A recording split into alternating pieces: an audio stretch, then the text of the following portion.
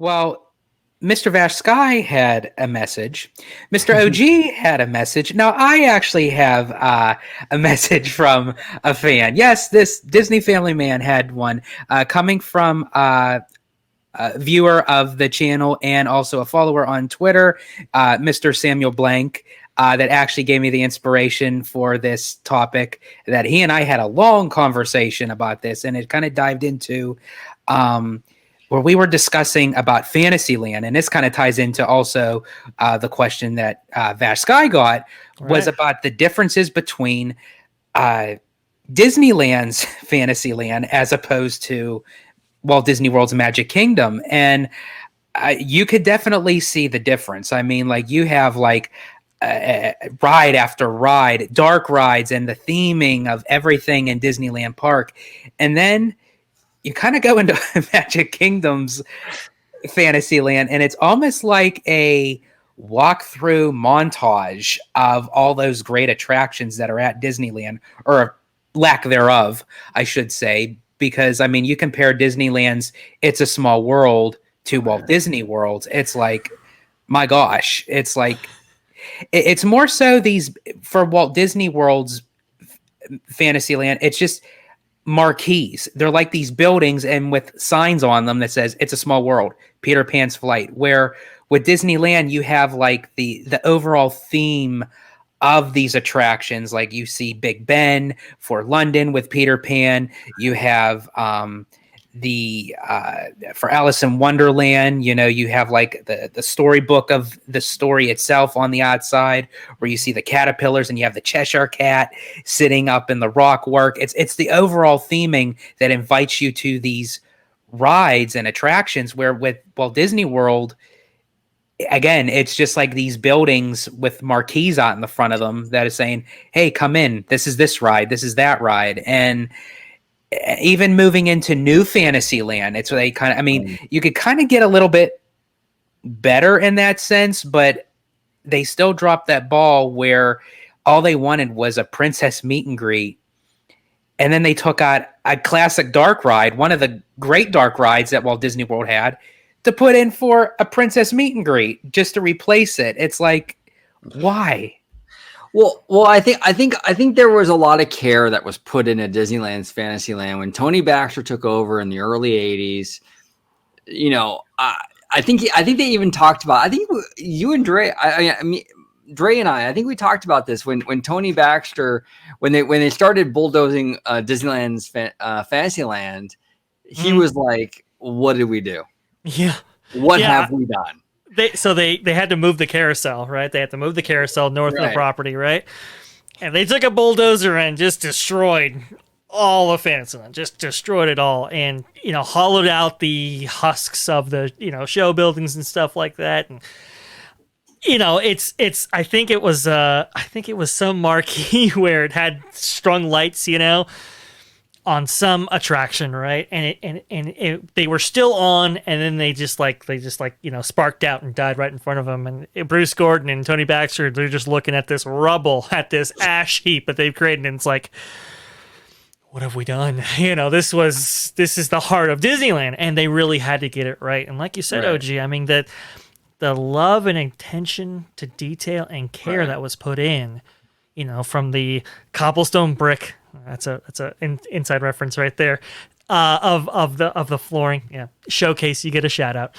The cobblestone brick flooring, right, to the amazing tapestries that are created with the facades of those attractions, right, and how they seamlessly blend right into one another, right? How it's this kind of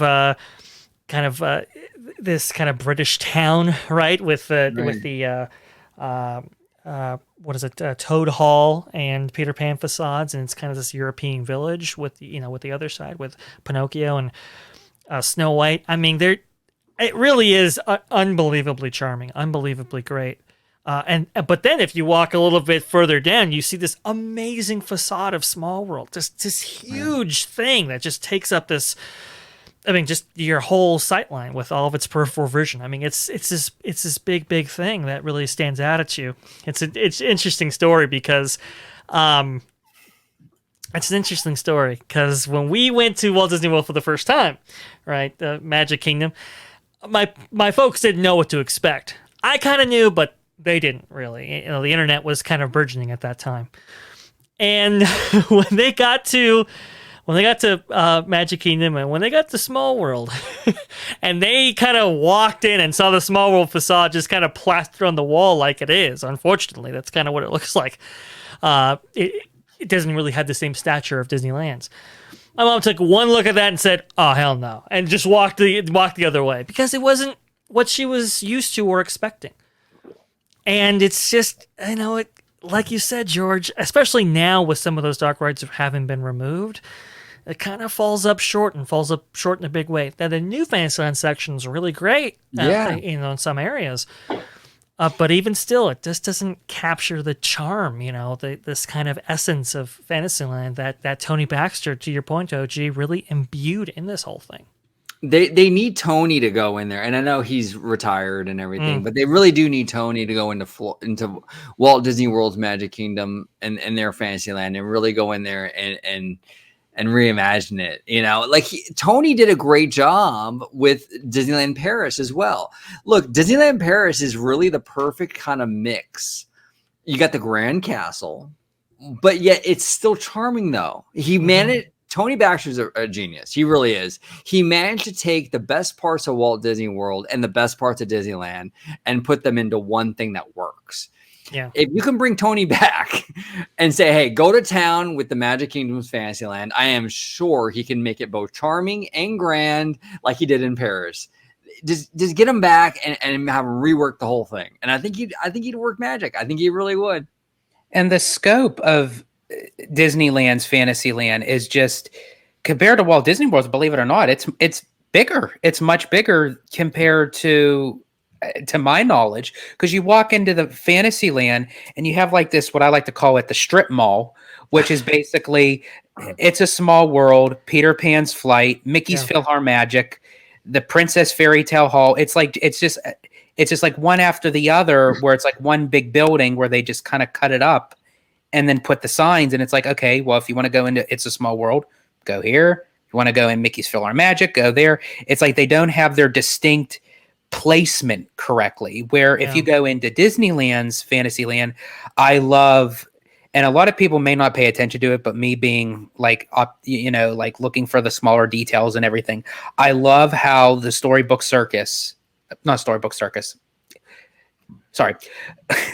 Land canals and Casey Jr. train intertwine with one another. That you could get a different perception whether you're on the boat or if you're on the train. And that's just something so unique that you can't find anywhere else. No, 100%. And I think there's a lot of potential. I will say this, because I feel like maybe we're being down on Florida and stuff. And I don't want to come off that way, because I do think Florida's property and Magic Kingdom and all that has so much potential. I think they just need, get rid of the fucking strip mall. We'll talk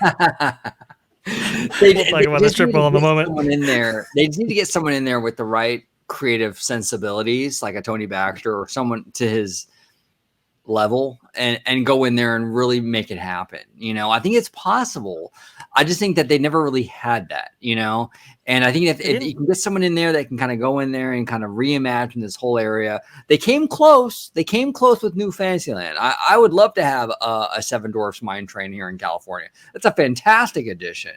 They just need to go a little bit further with it and really bring it all the way home, and I think, it's interesting. We harkened back to what we said before, where it was like, it was Raleigh Crump and his crew of Imagineers who have been working with the studio for a while, doing what they wanted to do or felt what was right or appropriate or whatever. But you have Tony Baxter, who kind of grew up as a fan of going to these places. Right.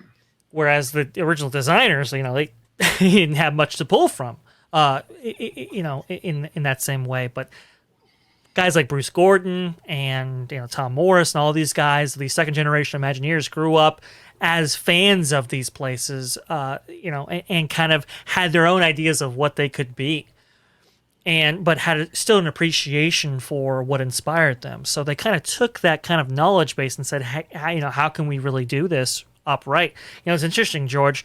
Adventures in Design talks about this a lot. I don't know if, a big fan of his. Obviously, we've given him shout outs in the channel before, but he has some videos that really go through how you make a building, even though it's like a single building, cut it up in certain ways to make it feel like you have individual structures just closely knit together, even though it is one structure, right?